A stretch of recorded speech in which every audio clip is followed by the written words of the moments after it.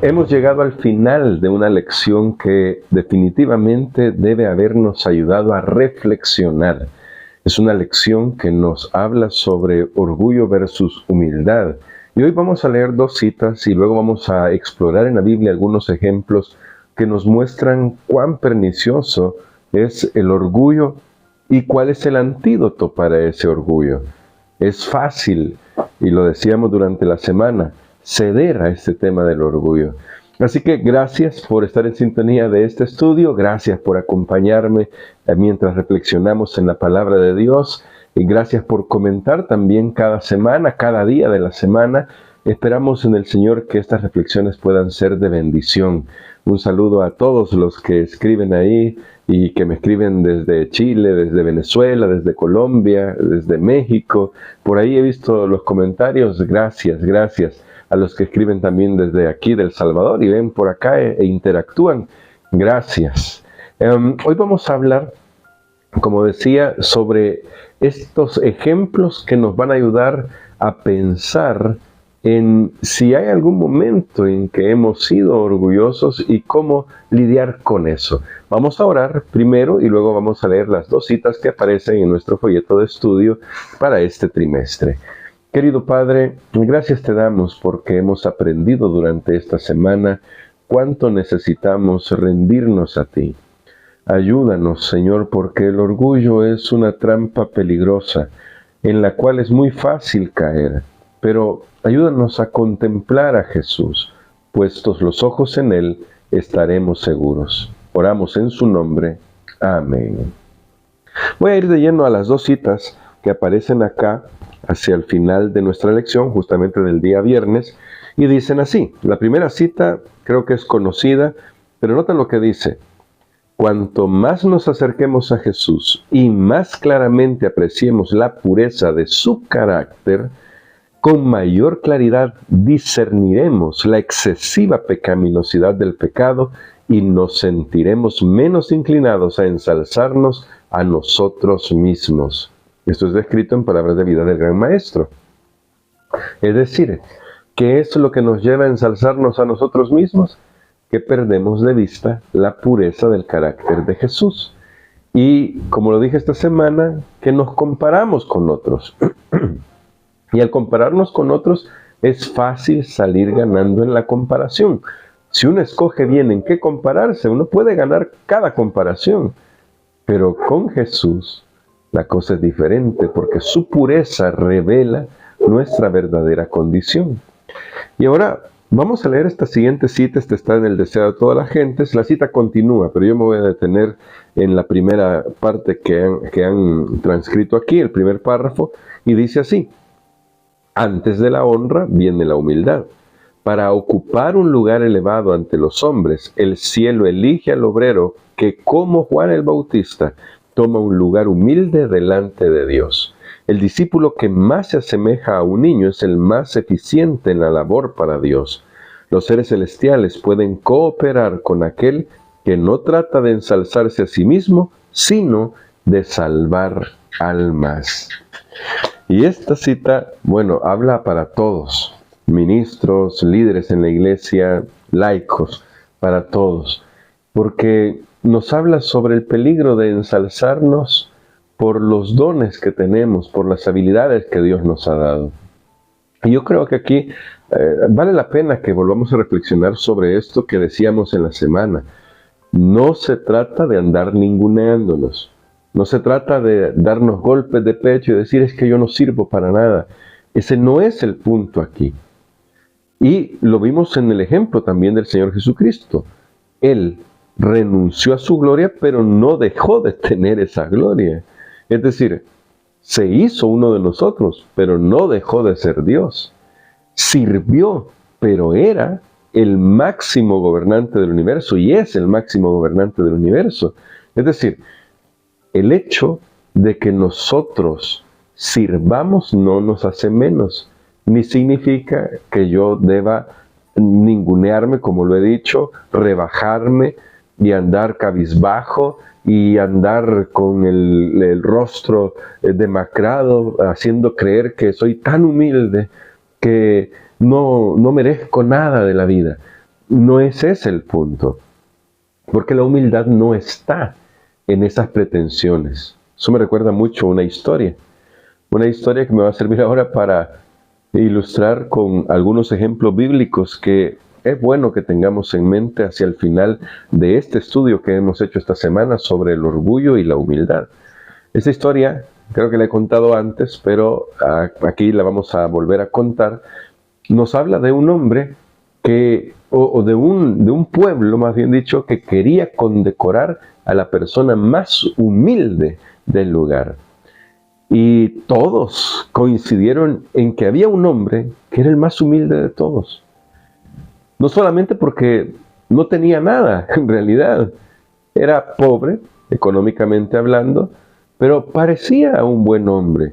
Así que todos en el pueblo decidieron, él es el hombre más humilde, porque parecía que siempre estaba de buenas, siempre trataba de ser servicial, y le dieron una medalla bonita, brillante. El siguiente día tuvieron que quitarle la medalla, porque curiosamente pasó toda la mañana jactándose de ser el hombre más humilde de todo el pueblo, mientras todos los demás eran arrogantes, pretenciosos, jactanciosos. Así que ese día le quitaron la medalla. ¿Notan cuán fácil es ceder ante el pecado del orgullo? Porque es tan sutil que nos hace ir por un camino en el que ponemos en el centro al yo y dejamos de lado a Dios. Ahí está el peligro del cual tenemos que cuidarnos cuando hablamos de los dones, es verdad. Pero por favor, tú tienes que reconocer los dones que Dios te ha dado, pero no para ensalzarte a ti mismo, sino para dar la gloria a Dios. Cuando comienzas a ponerte a ti en el centro, en el primer lugar, ahí viene el problema. Y es lo que notamos aquí, por ejemplo, para ir a este ejemplo bíblico, en Isaías capítulo 14. Y vamos a ir aquí a Isaías capítulo 14, porque aquí se nos cuenta qué es lo que pasaba por la mente de Lucifer cuando el pecado entró en él, cuando él le dio cabida, mejor dicho, a esta semilla de rebelión que es el pecado. Miren lo que dice Isaías 14, verso 12. ¿Cómo caíste del cielo, lucero, hijo de la mañana? Derribado fuiste a tierra, tú que debilitabas las naciones. Y me gusta cómo comienza el texto porque es una pregunta, es una exclamación, esto es una afirmación, pero pareciera encerrar una pregunta retórica. ¿Cómo es posible que alguien estando en el cielo pueda caer? ¿Cómo es que alguien que fue creado perfecto, como dice Ezequiel 28, pueda caer? La respuesta está en los siguientes versículos. Dice así: tú que decías en tu corazón, subiré al cielo, en lo alto junto a las estrellas de Dios levantaré mi trono, y en el monte del testimonio me sentaré en los extremos del norte, sobre las alturas de las nubes subiré y seré semejante al Altísimo.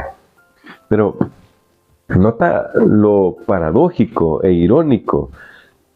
Lucifer era un querubín protector, dice Ezequiel capítulo 28. Eso significa que Lucifer estaba en la misma presencia de Dios. La luz que emanaba era un regalo de Dios para él, para que él también pudiera hacer que esa luz llegara a otras criaturas. Pero de repente, Lucifer comenzó a creer, comenzó a pensar, no sé cómo sería la mejor expresión, que esa luz le pertenecía solamente a él. Y que si le pertenecía solamente a él, ¿por qué no podía él recibir la adoración que Dios recibía? Por eso al final termina esa expresión, seré semejante al Altísimo. Y noten que esa es la misma tentación con la que probó a Adán y a Eva. A Eva le dijo, seréis como Dios, sabiendo el bien y el mal. el mismo deseo en su corazón se lo trasladó a la humanidad para que nosotros pensemos que no necesitamos a Dios, y por eso el orgullo es tan peligroso, porque nos hace creer que somos autosuficientes. Y ahora, si tú prestaste atención a la forma en que habla Lucifer, la forma en que habla Lucifer y la forma en que Dios, vamos a decir mejor, la forma en que Dios le habla a Lucifer en Isaías capítulo 14, se parece mucho a la forma en que Dios le habla a su iglesia en la Odisea. Porque noten lo que dice el verso 13. Tú que decías en tu corazón. Es decir, en la evaluación divina, Dios nos está mostrando que conocía lo que había en el corazón de Lucifer, y era esta autosuficiencia que le hacía sentir que era el más grande entre todos. Y ahora, mira el verso 17 del capítulo 3. Tú dices, tú que decías, y ahora a la Odisea le dice, tú que dices, yo soy rico, me he enriquecido. Y nota que, tal como en el caso de Lucifer, la Odisea tiene el problema con el yo. Y este es el problema de la humanidad, con el que lidiamos. Y este mensaje es tan directo para la iglesia de la Odisea, porque Dios quiere que sea la iglesia de la Odisea, es decir, la iglesia en este último tiempo, la que refleje su carácter. Y no lo vamos a reflejar mientras quien esté sentado en el trono sea el yo, y no Jesús. Con esto en mente, podemos recorrer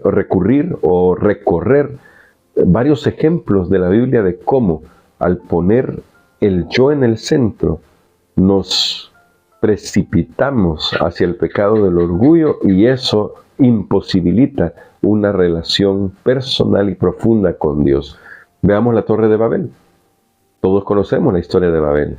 La historia de Babel es muy curiosa cuando se estudia en el idioma original. Jacques Dugan lo ha demostrado bien en una lección que ya estudiamos en su comentario sobre Génesis. Ahí ellos hablan de hacer una torre que llegue hasta el cielo, y usan un lenguaje que se parece mucho al lenguaje del Génesis, en el que Dios dijo y ahora ellos dicen. Cuando Dios dice, las cosas suceden. Es decir, Dios dijo y fue hecho. Y ahora ellos dicen y comienzan a hacer.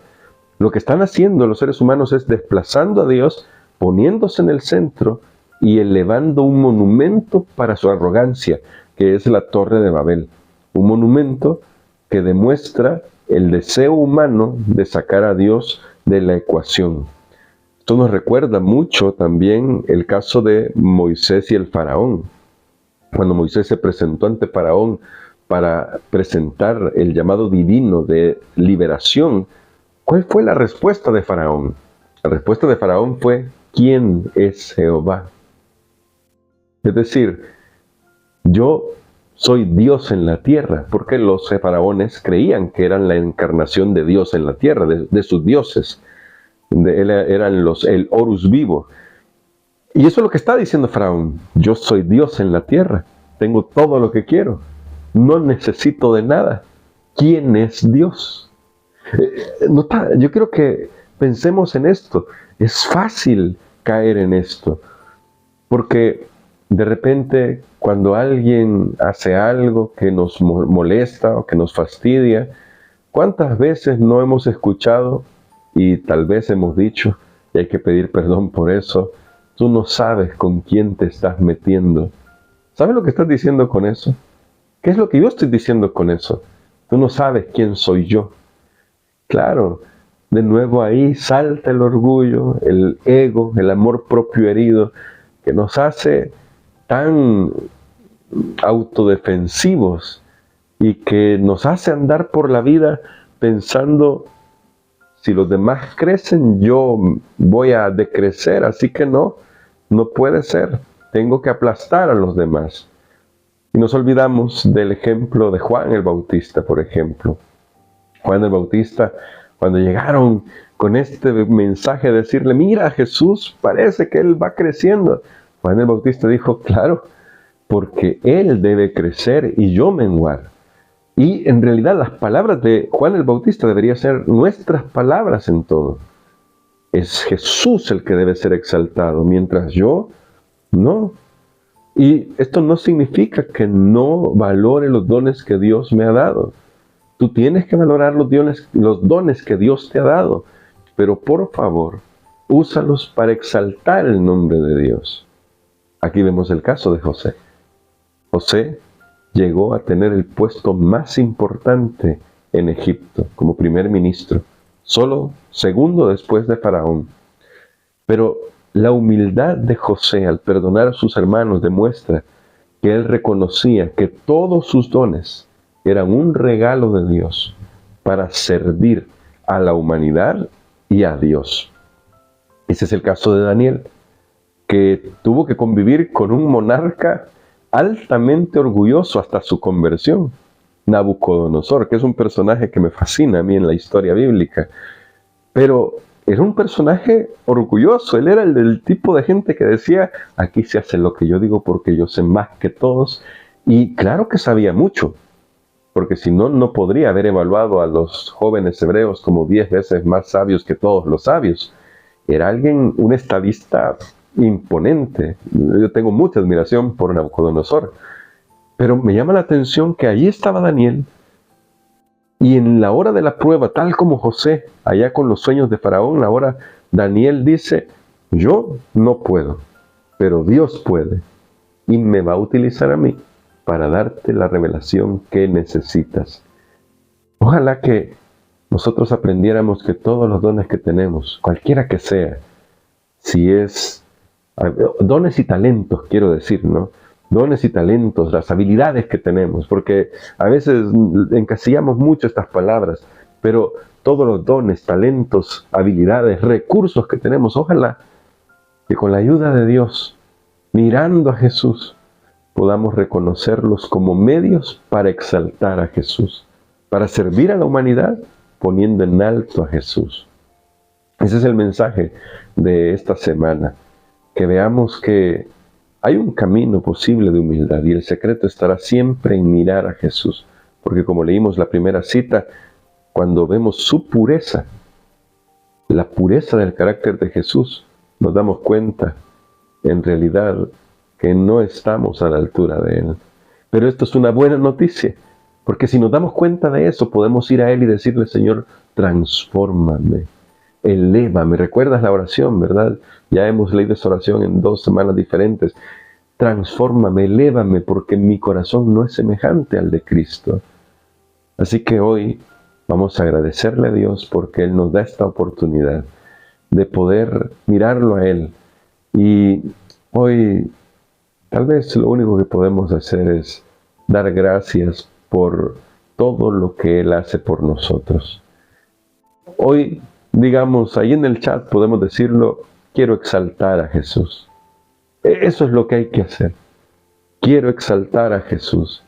Si alguien te dice que eres bueno en algo, porque eres bueno cantando, eres bueno predicando, eres bueno cocinando, eres buena haciendo amigos, tienes el don de la oración, tienes recursos que Dios te ha dado, cualquiera cosa que sea, que nuestro deseo sea exaltar a Jesús. Así que hoy vamos a escribir ahí en los comentarios, quiero exaltar a Jesús. Ese es el remedio para el orgullo. Vamos a orar. Gracias, Padre, porque tú nos muestras la realidad del problema del orgullo. Desde el primero en el que se halló este pecado y que contaminó al universo, hasta nosotros, hasta mí, que estoy aquí dando este repaso de lección, cómo nos ha afectado y dañado el orgullo. Perdónanos, Señor. Perdónanos porque nos damos demasiada importancia muchas veces cuando tal vez podríamos pasar por alto la ofensa y ofrecer perdón y amor. Jesús hizo justamente eso por nosotros. Ayúdanos a contemplarlo a Él y a exaltarlo a Él. Y que todos los dones que tú nos has dado, en todas las áreas que tú quieras bendecirnos, sirvan para exaltar tu nombre y servir a los demás. Ayúdanos, te lo imploramos en el nombre de Jesús. Amén.